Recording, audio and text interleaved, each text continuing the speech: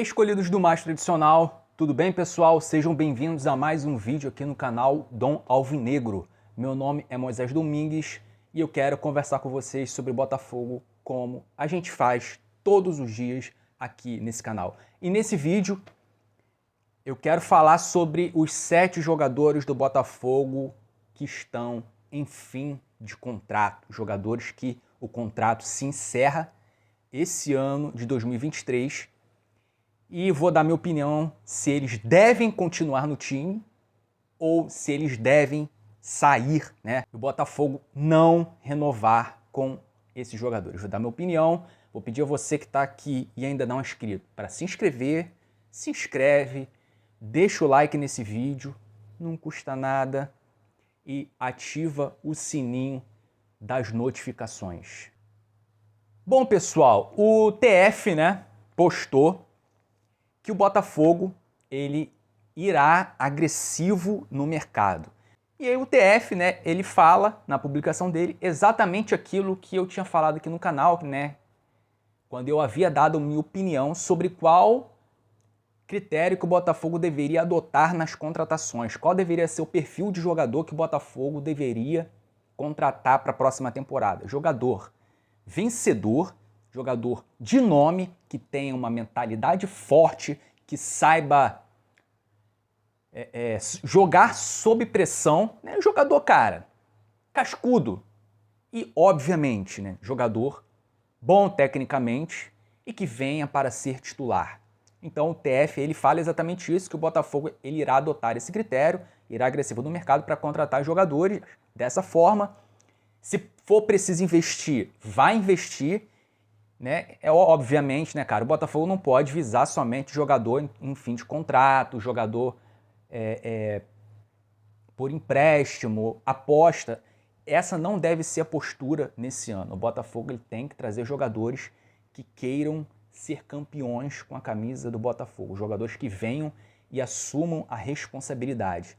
E aí, né, eu dei minha opinião falando que o Botafogo ele deve contratar pelo menos 5 jogadores para serem titulares e mais uns 5 ou 6 com um nível bem parecido dos titulares, né?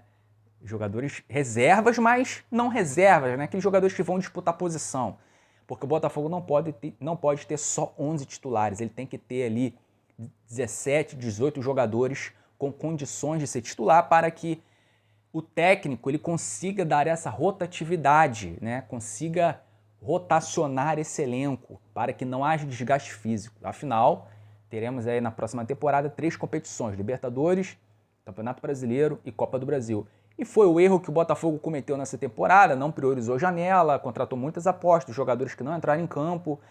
E né, o Luiz Castro, de certa forma, no início do primeiro turno, no início do campeonato ele conseguia rotacionar, né, esse elenco, ele não tinha 11 titulares somente, mas quando o Luiz Castro sai, né, a preparação física sai, isso meio que se perde, né? O Botafogo ele passa a ter somente 11 titulares, e aí já era desgaste físico, né? Os mesmos jogadores jogando todos os jogos, ficando até o final. Isso aconteceu com bastante jogadores desse elenco, influenciaram na queda de produção deles no segundo turno. Então, pessoal, vamos lá. Vamos falar aqui dos 7 jogadores. Primeiro deles, Carlos Alberto. O contrato dele de empréstimo se encerra nesse ano. Ele pertence ao América Mineiro e tem uma cláusula de compra no valor de cerca de 5 milhões de reais. A preferência pode ser exercida, né, no final desse ano. Porém, já vou dar a minha opinião. Não acho que o Carlos Alberto ele deve continuar. Não acho que é jogador para a próxima temporada. Não acho que o Carlos Alberto é jogador com esse perfil de disputar posição. Não acho que ele deve continuar. Eu acho que o Botafogo não acho que não vale pagar 5 milhões de reais no Carlos Alberto. O Di Plácido, né, outro jogador, o contrato de empréstimo dele se encerrou, graças a Deus já foi embora, não veremos mais ele com a camisa do Botafogo. Todos nós queríamos que isso acontecesse, aconteceu, né, seria um absurdo o Botafogo renovar com ele, né, ou pagar os direitos econômicos. Então, graças a Deus, já não faz mais parte do elenco. Diego Costa, né, chegou nesse ano, foi a última contratação da temporada. Em meio à lesão do Tiquinho, ele seria ali uma reposição, né? A ausência do Tiquinho, ele tem 14 partidas e 3 gols. A maioria dessas partidas como reserva. É visto como uma boa peça para o elenco, né, em termos de experiência e também de retorno técnico. Na minha opinião, o Botafogo tem que se esforçar para manter ele, né? Um jogador acostumado com decisões, acostumado à pressão, um jogador que é multicampeão, então é uma forma de valorizar o cara que sempre quando entrou demonstrou muita vontade. O Botafogo aí fazer esse esforço para renovar, né, com o Diego Costa. Terceiro jogador, Gabriel Pires, foi contratado ano passado, né, junto ao Benfica e tem uma cláusula de compra fixada, né, no valor aí que gira em torno de... Não foi claramente informado o valor exato, mas gira em torno de 15 a 20 milhões de reais. O Botafogo quer manter, né, o Gabriel Pires, mas por esse valor é inviável.